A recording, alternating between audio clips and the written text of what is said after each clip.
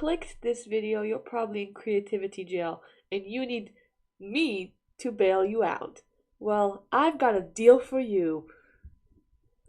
So, you realize you're locked in a jail cell of creativity. You cannot break out and no one can break in. Well, almost nobody can. Meet your good friend, Clowny. Clowny can break in, Clowny can break out, Clowny can break you out, Clowny can break you in. The trade is you have to subscribe to this little mister. Well, you don't really have to, but it'll be pretty darn awesome, subscribe to Clowny! This video is really difficult to make because I suffered from creativity jail for so long. For my first 3 years as a creative person on the internet, I don't believe I was actually creating per se. I was more learning as how to become. I was readying myself up to become an actual artist. So a lot of the content that you would see in this video is tracing.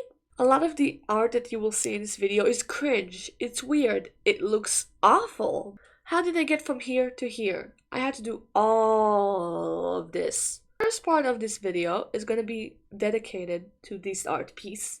Well, mostly the art pieces that looked like this.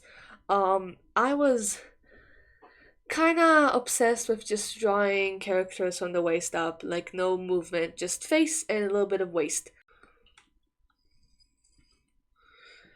It also doesn't mean that you have to draw a background because the main focus is the face. But I feel like that's the problem. Around this time, I was mostly using the symmetry tool, and you could really tell from my art. This was when I was deep in creativity jail. I was just kind of drawing the same drawing, but with different characters, simply because I just, I couldn't do anything else. Well, at least I thought I couldn't do anything else. My favorite anime is Soul Eater, and when I discovered that I could redraw official art, the first thing I did is redraw Soul Eater art. I redrew a lot of it. I did a whole lot of. I can't put all of them because I did so many, but I promise you, there was a lot. I choose to include this kind of sensitive part of my art process because I feel like it was the most important. I started developing my own personal style because of it. First of all, it forced me to, draw something that isn't just face and waist. It was full bodies, even though it was somebody else's art and my favorite characters that I already knew now, original characters. It was still out of my comfort zone, out of my jail cell. I was walking out, so I was going around the jail. I was still in jail. Don't twist it. Now, if you want to break out of tracing, which is what I recommend doing, you might want to step it up a little bit. Here's what I have for you. I started taking references and just inserting characters I liked into it. This really, really helped me with developing style because it just helped me really focus on how I draw characters. Like this Mabel drawing, it's so simple. It's just Mabel sitting, but it's so stylized. The Mabel looks so not like Mabel. It looks like a little bit like an OC, I would say, but it still looks like Mabel. Chirping at the stone. And that's when these two happened. These two were basically my proudest art pieces at the time. I was cracking the code. I took a reference that I really liked and I just started sketching over it. I realized that instead of just drawing the person that was in the reference, I could draw characters that I liked. Now this was really good because this was mind-blowing. I couldn't capture this idea in my head before, so this was new. This was really new for me. So I started doing this and let me tell you, I was cooking. I'm still really proud of those pieces. This is when this art piece came in. Now this art piece absolutely changed everything, at least in my eyes. When I was doing some research for this video, looking at my old drawings, I kind of realized, like, after this drawing, my art skill changed tremendously. This art piece was the first one that I could proudly say I'm still selling this one. When I go to conventions, I still print this one out because it is so good. So this one was a reference that I changed a little bit. It was two references, I think. So I learned how to merge references, how to change something so it fits into my narrative, and I kind of changed it because originally it was only Ice King. So I learned how to sketch, and I kind of learned something that I really love to do now, which is not use a sketch as something I have to follow, as more like a suggestion. So I learned how I was starting to learn the method. This is when sketching and the final art piece truly connect.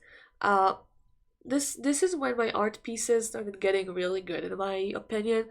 I kind of started just really liking sketching. I fell in love with sketching. I made an account on Instagram that I just purely post my sketches, and that's, I think, like, really helped me, because realizing that I can love my art throughout all the phases, not only the end, is something that really helped me. So I would recommend maybe trying to save your sketches, trying to post them, maybe even, like, just admiring them a little bit longer, working a little bit harder on the sketch, not to just, like, make it look the best, but so you, like, feel a bit more connected to it. Around this part, I was mostly drawing Soul Eater, so this was really, really good. This was new. This was a great beginning.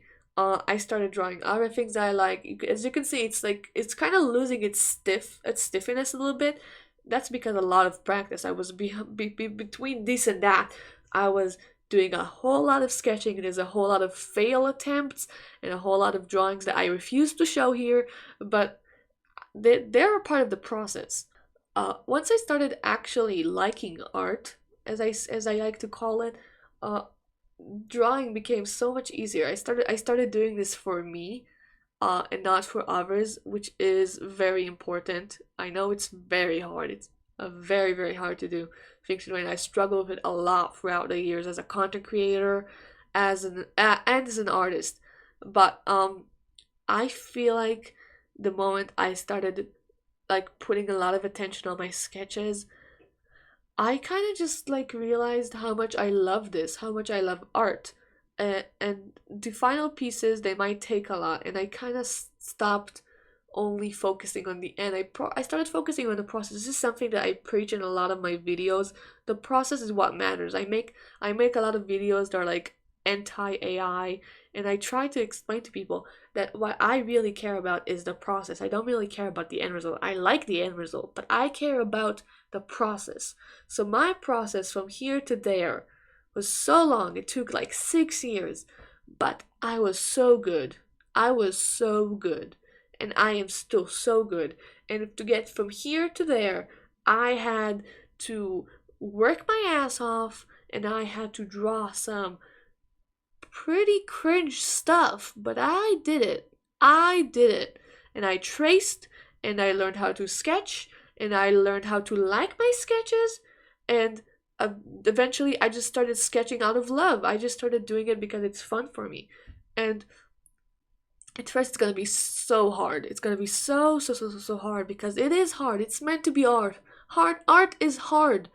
But you learn that it doesn't really matter in the end, because this hardness that you feel in your hands doesn't translate to the love you feel in your heart, because you will be able to do so much more and release so much more love into the world once you just kind of let go. When I start drawing, I try my hardest to just not think about anything else except art. And I feel like a lot of artists can like feel the same way when they start drawing. It's just them and their art. So the easiest way to just, really escape out of creativity jail is just not be scared to make cringe art. And I feel like cringe culture is really trying to, like, especially recently, cringe culture is really back. Is really trying to scare people out of doing this. But don't be scared. There's so many people that did the exact same thing. Your favorite artist did the same thing, but they might have deleted their entire Instagram, all the Instagram photos, like some artists, but I didn't. They're still up there. My old art is still on Instagram, and I'm never gonna delete it. Except, like, somebody's gonna try to clown you if you don't delete that fucking soldier drawing that you made when you were in 7th grade, I'm going to kill your entire family, Clowny. I hope you guys enjoyed this video. Bye!